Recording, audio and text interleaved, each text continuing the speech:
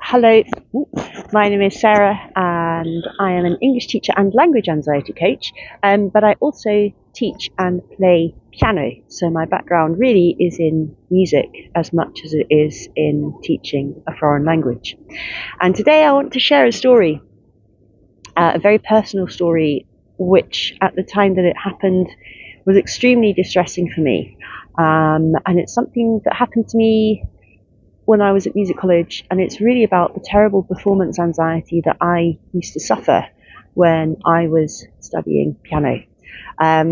So when I teach English, I really focus on helping people overcome their fear of speaking English. So whether that's in presentations or interviews or exams, or even just being out and about and not quite knowing what to say or how to say it, a lot of us feel very anxious when we have to speak in a foreign language. And I can empathize with that because when I lived abroad in China, I also felt very unsure of myself when I was speaking with Chinese people on many occasions. And I would avoid speaking sometimes, and I would kind of cut myself out of the conversation because I didn't really know how to participate. And now that that is my primary focus with teaching English, I've very recently realized that maybe the reason I was so drawn to the anxiety that people experience when speaking English as a foreign language is because of my own anxiety as a young musician. So when I went to music college, when I was kind of in my early 20s, music college is a very high pressure environment. It's not really the same as studying at university, and the emphasis is on performing. So although I studied history of music and the theory of music and all this kind of stuff, the main focus of my 4-year degree was in being on the stage and being able to perform. Except the big problem was I couldn't perform, and I was basically terrified, just unbelievably terrified of performing. So I used to get very, very shaky hands, which is not very helpful if you want to play the piano. I used to feel sick. I used to get a really runny nose, which again is not helpful when you're performing classical music.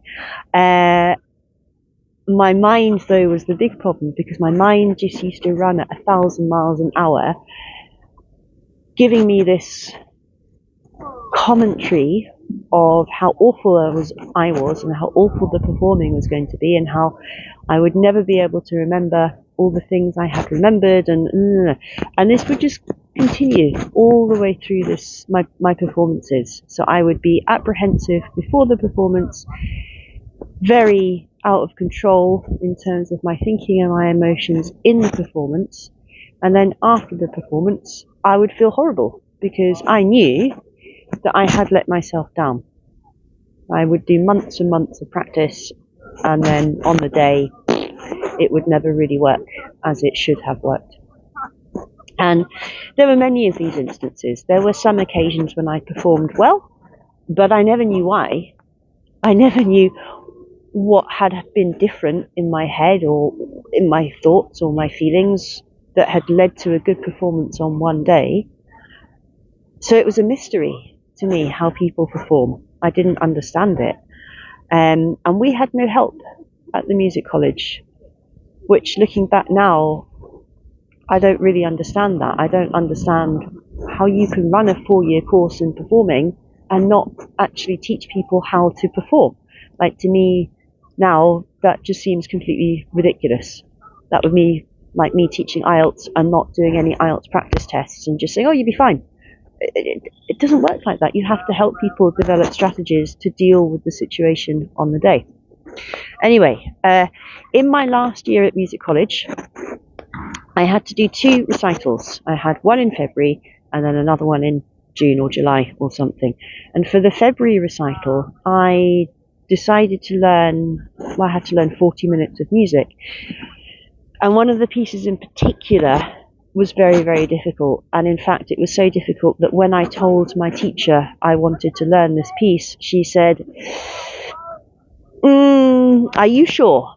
Which is teacher code for saying don't do that. That is a really bad idea. But I was young and I was very stubborn, and I said yes, I'm going to learn this piece, and I did. It was a very hard piece, and I learnt it. It took a long time, 9 months, but I could play it, and I could actually play it quite well. But the day of the actual recital came, it was a closed recital, so there was no public, but there were 3 examiners, I think, and one of them was some kind of very important person. I don't know who he was. He was quite important in the piano world, so to speak, and I was absolutely terrified.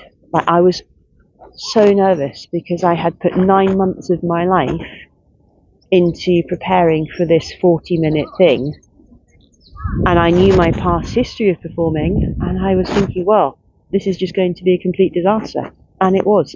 I could not control my thinking. I was sitting there playing away going, oh my god, this is terrible. Oh my god, my hands are shaking. Oh, now my nose is blowing. Oh, I can't concentrate. No. And of course, if you think like that as you're doing something, of course it's not going to work. I mean, now I can look back and be like, well, of course, Sarah, it was a terrible performance. Anyway, I sat there playing away, thinking this is a load of rubbish. And eventually I just stood up in my exam and said, I'm not finishing this. And I walked out. And the examiners were quite surprised. I mean, if you're listening to this as an English student, you imagine standing up midway through your IELTS speaking exam and saying, do you know what, I'm done, and leaving the room. The examiner would be like, oh, okay, all right. And you would fail. And that's what happened to me. I failed. And I asked if I could resit the exam. I said, look, I was just really nervous. Please, can I do it again? They said, no, you can't. So there was not a lot of understanding of anything back then in the 90s. Mental health, mental well-being, psychology was not really factored into education. So no one bothered to say, okay, Sarah, what was happening for you? How can we help you? How can we help you deal with this so that you can perform on stage? Nobody did that. And yeah, I failed. And after I'd left the room, there was like this secret toilet that nobody else seemed to know about because it was always empty, around the back of the building somewhere. And I went there and I locked the door and I just stayed there and cried and cried and cried and cried for hours. And it was horrible. And basically that recital that I failed, Hello Bird, was an extremely important bit of my final year. I can't remember the percentage, but it made a huge percentage of my overall mark. And because they wouldn't let me resit, no matter what I did after that, I could never really do very well in my degree. So I graduated with quite a low score overall. And that was what I got after 4 years of work. No, nothing. And I felt awful. I felt really freaking terrible. And I taught piano for a while, and I did another exam, which didn't go very well. But I was never able to really perform. And I never wanted to. I was terrified. And so I stopped. And that was the thing. I just stopped music. I walked away. I gave it up. And it's only this year, literally 20 years after I stopped playing the piano, that I have gone back to it because I got a new job teaching piano. And it's lovely. I teach little kids and it's really fun. So I've had to go back to playing the piano. And aside from just like, oh my God, why did I stop this because I love it? I suddenly find myself wanting to be on a stage playing. I'm like, well, Sarah, that you may have left that career choice a little bit late. But I think it's really interesting because what is available now that wasn't available in the 90s is easy to access information about how to perform and how to deal with those performing nerves and how to manage it. And this is stuff that was just not around when I was in my 20s. Nobody talked about it. Nobody thought about it. You could either perform or you couldn't. And that was it. It's ridiculous if you think about it now. So do I currently have an answer to the question, how do I beat my performing anxiety, whether that's in an IELTS exam or playing the piano or doing anything else? I don't have a concrete one that works for me and that I can teach you. Not yet. But I am actively looking and actively researching and actively experimenting on myself, because although I teach a foreign language and although I can speak Chinese to a certain extent, I don't need to speak Chinese in meetings. I don't need to go networking in Chinese. I don't need to do Chinese exams. But I do need to play the piano. And I do need to show that I can play the piano. And I want to play the piano on a stage. So far, what seems to work is learning how to breathe.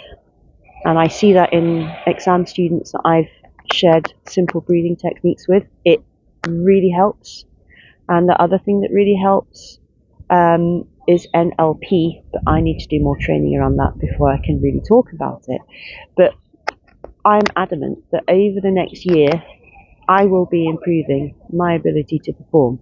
And as soon as I find things that work for me, I will be sharing them with you, whether you are an English student, a clarinet player, whoever you are. If you want to perform, whatever that means to you, I'm sure there are ways that we can learn to help you do that. So have a lovely Christmas and New Year. It's freezing here, so I'm going to go, and I will see you next time.